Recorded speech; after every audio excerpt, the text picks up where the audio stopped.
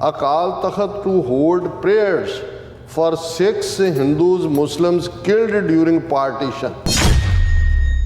ਇਹਦੇ 'ਚ ਕੋਈ ਸ਼ੱਕ ਨਹੀਂ ਹੈ ਕਿ ਜਿਹੜੇ ਲੱਖਾਂ ਲੋਕ ਬੇਗੁਨਾਹ ਮਾਰੇ ਗਏ ਉਹਨਾਂ ਨੂੰ ਉਹਨਾਂ ਦੇ ਲਈ ਇਹੀ ਨਹੀਂ ਕਿ ਭਾਈ ਉਹਨਾਂ ਨੂੰ ਅਰਦਾਸ ਦੀ ਲੋੜ ਹੈ, ਇਹਦੀ ਤਾਂ ਅਕਾਊਂਟੇਬਿਲਟੀ ਹੋਣੀ ਚਾਹੀਦੀ ਹੈ। ਜਦੋਂ ਇਸ ਵੇਲੇ ਜੰਗ ਜਾਂ ਲੜਾਈ ਇਸ ਗੱਲ ਦੀ ਹੈ ਕਿ ਤਿਰੰਗਾ ਹੈ ਕਿ ਖੰਡਾ ਹੈ, ਤੇ ਇਹ ਐਕਟਿੰਗ ਜਥੇਦਾਰ ਉਸ ਸਾਰੇ ਇਸ਼ੂ ਨੂੰ ਜਿਹੜੇ ਵਿਕਟਮ ਬਣੇ ਉਹ ਸਾਰੀ ਵੰਡ ਦੇ ਉਹਦੇ ਨਾਲ ਜੋੜ ਕੇ ਔਰ ਬਲੇਮ ਗੇਮ ਜਿਹੜੀ ਆ ਉਸ ਦੇ ਵਿੱਚ ਲਿਆ ਰਿਹਾ ਹੈ। ਸੋ ਇਹਨੂੰ ਬੇਈਮਾਨੀ ਨਹੀਂ ਕਹੋਗੇ ਤਾਂ ਕੀ ਕਹੋਗੇ।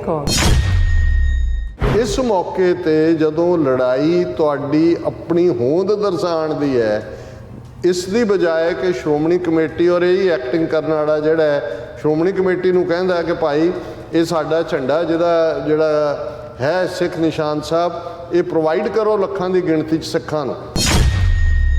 ਇਹ ਐਕਟਿੰਗ ਕਰਨ ਵਾਲਾ ਬੰਦਾ ਪੂਰੀ ਤਰ੍ਹਾਂ ਐਕਸਪੋਜ਼ ਹੋ ਰਿਹਾ ਹੈ ਕਿ ਭਾਈ ਇਹ ਵਾਕਿਆ ਹੀ ਆਪਣੇ ਆਕਾਵਾਂ ਦੇ ਕਹਿਣ ਤੇ ਐਕਟਿੰਗ ਹੀ ਕਰ ਰਿਹਾ ਹੈ।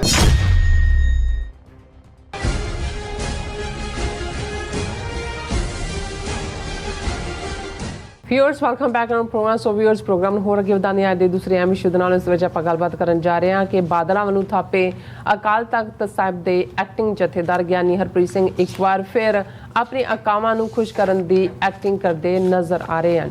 ਸੋ ਇੱਕ ਪਾਸੇ ਜਿੱਥੇ ਹਿੰਦੂ ਧਮੀਆਂ ਦੀ ਤਿਰੰਗਾ ਮੁਹਿੰਮ ਦੇ ਜਵਾਬ ਵਿੱਚ ਸਿੱਖ ਕੌਮ ਵੱਲੋਂ ਘਰ ਘਰ ਸਿੱਖ ਨਿਸ਼ਾਨ ਸਾਹਿਬ ਚਲਾਉਣ ਦੀ ਮੁਹਿੰਮ ਵਿੱਢੀ ਗਈ ਹੈ, ਉੱਥੇ ਗਿਆਨੀ ਹਰਪ੍ਰੀਤ ਸਿੰਘ ਵੱਲੋਂ ਇਸ ਮੌਕੇ ਇੱਕ ਨਵਾਂ ਹੀ ਰਾਗ ਜਿਹੜਾ ਉਹ ਛੇੜਿਆ ਗਿਆ ਹੈ, ਜਿਸ ਦਾ ਮਕਸਦ ਭੰਬਲ ਭੂਸਾ ਪੈਦਾ ਕਰਨਾ ਹੈ। ਸੋ ਇਸ ਬਾਰੇ ਆਪਾਂ ਗੱਲਬਾਤ ਕਰਨ ਜਾ ਰਹੇ ਹਾਂ। ਸੋ ਅਸੀਂ ਚਾਹਾਂਗੇ ਕਿ ਤੁਸੀਂ ਇਸੇ ਤਰ੍ਹਾਂ ਬਣੇ ਰਹਿਣਾ। ਦੇਖਣ ਸੁਣਨ ਜਾਂ ਲਿਖਣ ਲਈ ਤੁਹਾਡਾ ਸਭ ਦਾ ਬਹੁਤ ਬਹੁਤ ਸ਼ੁਕਰੀਆ ਜੀ। ਡਾਕਟਰ ਸਾਹਿਬ ਕੀ ਕਹਿਣਾ ਚਾਹੋਗੇ? ਦੇਖੋ, ਜਦੋਂ ਅਸੀਂ ਬੀਤੇ ਪੀਰੀਅਡ ਨੂੰ ਖਾਸ ਤੌਰ ਤੇ 1947 ਦੇ ਦੌਰ ਵੱਲ ਦੇਖਦੇ ਸੀ ਤਾਂ ਮੈਨੂੰ ਕਈ ਵਾਰ ਇਹ ਲੱਗਦਾ ਸੀ ਕਿ ਵੀ ਅੰਗਰੇਜ਼ ਜਾ ਰਹੇ ਨੇ, ਇਹ ਨਜ਼ਰ ਆ ਰਿਹਾ ਸੀ। ਕਾਂਗਰਸ ਆਪਣੀ ਘੇਰਾਬੰਦੀ ਕਰ ਰਹੀ ਸੀ ਕਿ ਉਸ ਨੇ ਕਿਵੇਂ ਵੱਧ ਤੋਂ ਵੱਧ ਤਾਕਤ ਹਾਸਲ ਕਰਨੀ ਹੈ। ਅੱਛਾ, ਕਾਇਦੇ ਆਜ਼ਮ ਮੁਸਲਿਮ ਲੀਗ ਨੂੰ ਲੀਡ ਕਰਦਿਆਂ ਦੇਖ ਰਹੇ ਸੀ ਕਿ ਉਹਨਾਂ ਨੇ ਮੁਸਲਮਾਨਾਂ ਦੇ ਹਿੱਤਾਂ ਨੂੰ ਕਿਵੇਂ ਸੁਰੱਖਿਅਤ ਕਰਨਾ ਹੈ। ਆਲਰੇਡੀ ਪਾਕਿਸਤਾਨ ਦਾ ਰੈਜ਼ੋਲੂਸ਼ਨ 23 ਮਾਰਚ 1940 ਨੂੰ ਜਿਹਨੇ ਪਾਕਿਸਤਾਨ ਦੀ ਬੁਨਿਆਦ ਰੱਖੀ ਲਾਹੌਰ ਦੇ ਵਿੱਚ ਪਾਸ ਹੋ ਚੁੱਕਾ ਸੀ, ਔਰ ਉਹ ਆਪਣੇ ਸਾਰੇ ਦਾ ਪੇਚ ਜਿਹੜੇ ਨੇ ਉਹ ਖੇਡ ਰਹੀਆਂ ਸੀ ਸਾਰੀਆਂ ਧਿਰਾਂ। ਔਰ ਮੈਨੂੰ ਕਦੇ ਵੀ ਇਹ ਸਮਝ ਨਹੀਂ ਆਈ ਕਿ ਵੀ ਜੇ ਮਾਸਟਰ ਤਾਰਾ ਸਿੰਘ ਜਾਂ ਗਿਆਨੀ ਕਰਤਾਰ ਸਿੰਘ, ਬਲਦੇਵ ਸਿੰਘ ਭਾਵੇਂ ਟੌਪ ਲੀਡਰਸ਼ਿਪ ਦੇ ਵਿੱਚ ਲੋਕ ਸੀ ਅਕਾਲੀ ਦਲ ਦੇ, ਪਰ ਦੂਸਰੀਆਂ ਧਿਰਾਂ ਵੀ ਸੀ। ਉਸ ਵੇਲੇ 2-3 ਗਰੁੱਪ ਕਾਂਗਰਸ ਮਾਈਂਡਡ ਸਿੱਖ ਵੀ ਸੀ ਜਿਹੜੇ ਗਾਂਧੀ ਤੇ ਨਹਿਰੂ ਦੇ ਮਗਰ ਲੱਗੇ ਸੀ, ਕੋਈ ਹੋਰ ਵੀ ਸੀ।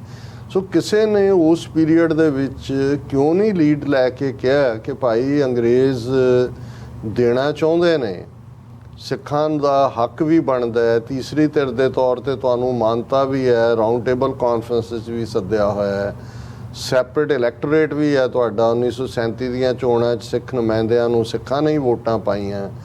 1849 'ਚ ਤੁਹਾਡੇ ਤੋਂ ਉਹਨਾਂ ਨੇ ਪੰਜਾਬ ਦਾ ਰਾਜ ਲਿਆ ਸੀ। ਤੁਹਾਡੀ ਇੱਕ ਹਿਸਟੋਰੀਕਲ ਲੈਗੇਸੀ ਵੀ ਬਣਦੀ ਹੈ ਕਿਉਂਕਿ ਦਲੀਪ ਸਿੰਘ ਦਾ ਮਾਈਨਰ ਸੀ ਜਿਹਦੇ ਗਾਰਡੀਅਨ ਬਣ ਕੇ ਉਹਨਾਂ ਨੇ ਲਿਆ।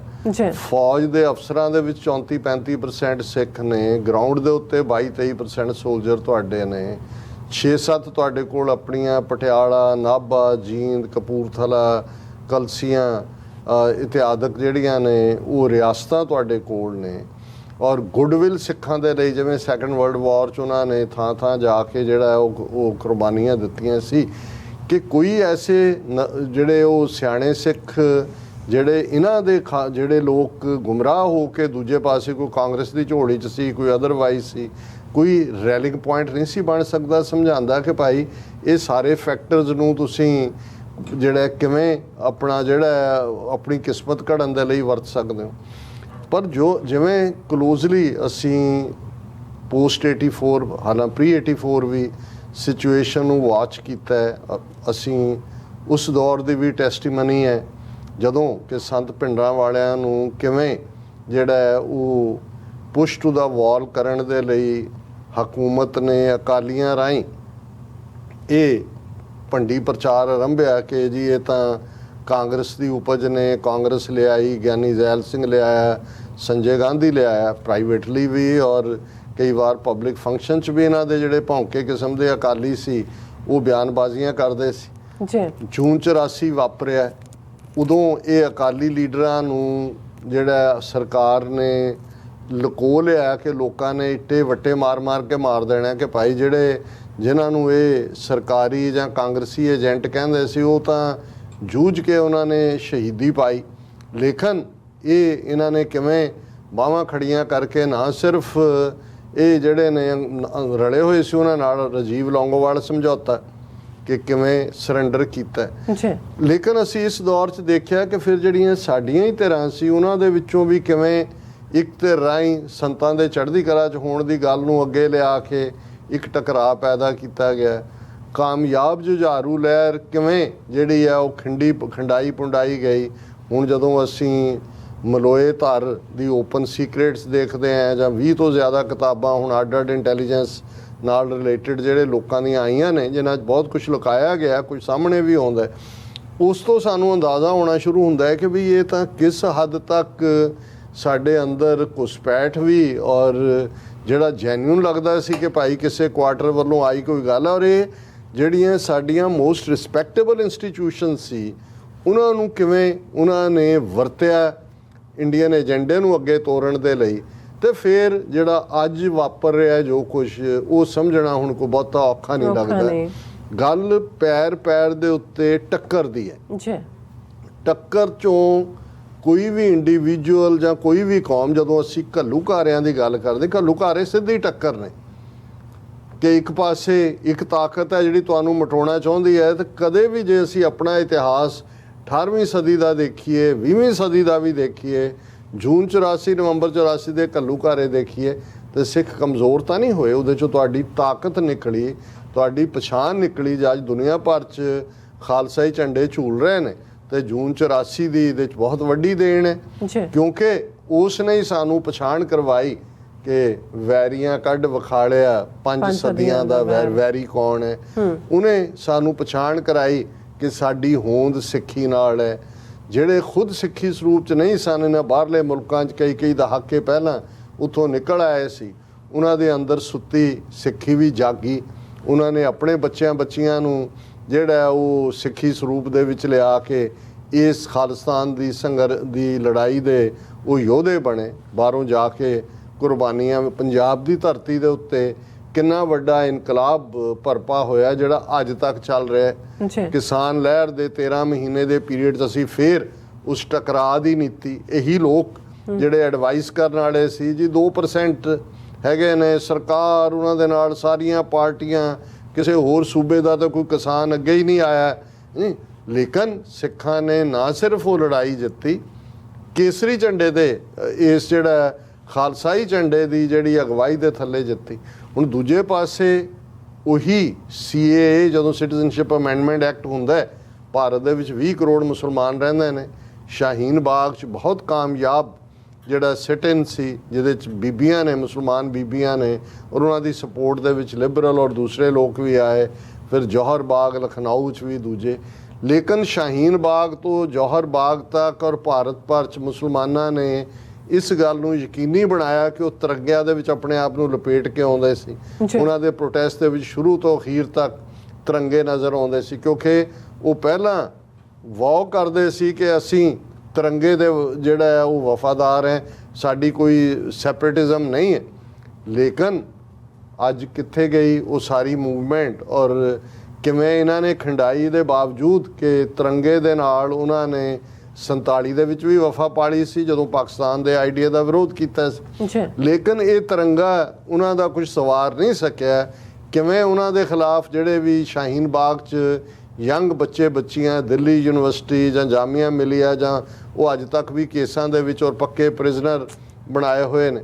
ਲੇਕਿਨ ਦੂਸਰੇ ਪਾਸੇ ਕਾਮਰੇਡੀ ਲੀਡਰਸ਼ਿਪ ਦੀ ਜਿਹੜੀ ਹੈ ਉਹ ਬੇਈਮਾਨੀ ਦੇ ਬਾਵਜੂਦ ਸਿੰਘਾਂ ਨੇ ਜਿਹੜਾ ਖਾਲਸਾਈ ਝੰਡੇ ਦਾ ਕੇਸਰੀ ਨਿਸ਼ਾਨ ਸਾਹਿਬ ਦਾ ਜਿਹੜਾ ਉਸ ਦੀ ਅਗਵਾਈ ਨੂੰ ਕਬੂਲਿਆ, ਔਰ ਉਹੀ ਹਕੂਮਤ ਗੁਰੂ ਨਾਨਕ ਸਾਹਿਬ ਦੇ ਪ੍ਰਕਾਸ਼ ਪੁਰਬ ਦੇ ਮੌਕੇ ਗੋਡਿਆਂ ਭਰਨੇ ਹੋ ਕੇ 3 ਖੇਤੀ ਕਾਨੂੰਨ ਵਾਪਸ ਲੈਂਦੀ ਹੈ, ਝੰਡਾ ਜਿੱਤਿਆ।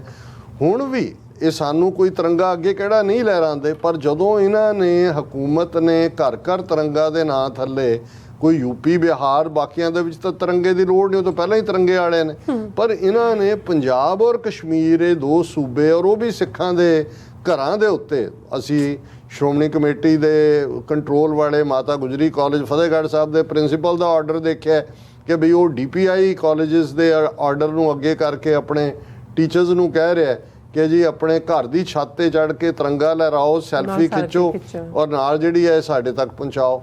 ਹੁਣ ਜਦੋਂ ਇੱਕ ਪਾਸੇ ਇਹ ਮੁਹਿੰਮ ਹੈ, ਜ਼ਾਹਰ ਹੈ ਕਿ ਜਦੋਂ ਦੁਸ਼ਮਣ ਆਪਣੀ ਬਦਨੀਤੀ ਤੇ ਹੈ ਤੇ ਸਿੱਖ ਜਥੇਬੰਦੀਆਂ ਨੇ ਬਿਲਕੁਲ ਠੀਕ ਕਾਲ ਦਿੱਤੀ ਕਿ ਭਾਈ 15 ਅਗਸਤ ਵਾਲੇ 14-15 ਅਗਸਤ ਨੂੰ ਆਪਣੇ ਘਰਾਂ ਦੇ ਉੱਤੇ ਖਾਲਸਾਈ ਝੰਡੇ ਲਹਿਰਾਓ। ਹੁਣ ਇਸ ਦਾ ਅਸਰ ਵੀ ਹੋ ਰਿਹਾ ਹੈ, ਬਾਹਰ ਵੀ ਦੂਰ ਦਰਾਡੇ 4 ਚੁਫੇਰੇ ਮੁਲਕਾਂ ਦੇ ਵਿੱਚ ਹਜ਼ਾਰਾਂ ਜਿਹੜੇ ਨਿਸ਼ਾਨ ਸਾਹਿਬ ਨੇ ਉਹ ਲਹਿਰਾਉਣ ਦੀਆਂ ਤਿਆਰੀਆਂ ਨੇ, ਪੰਜਾਬ 'ਚ ਵੀ ਭਰਵਾਂ ਹੁੰਗਾਰ ਹੈ। ਹੁਣ ਸਿੱਖ ਤਾਂ ਔਰ ਦਲ ਖਾਲਸਾ ਨੇ ਤਾਂ ਮੰਗ ਕੀਤੀ ਕਿ ਜੀ ਸ਼੍ਰੋਮਣੀ ਕਮੇਟੀ ਪ੍ਰੋਵਾਈਡ ਕਰੇ ਝੰਡੇ ਜਿਹੜੇ ਹੋਣੇ ਨੇ।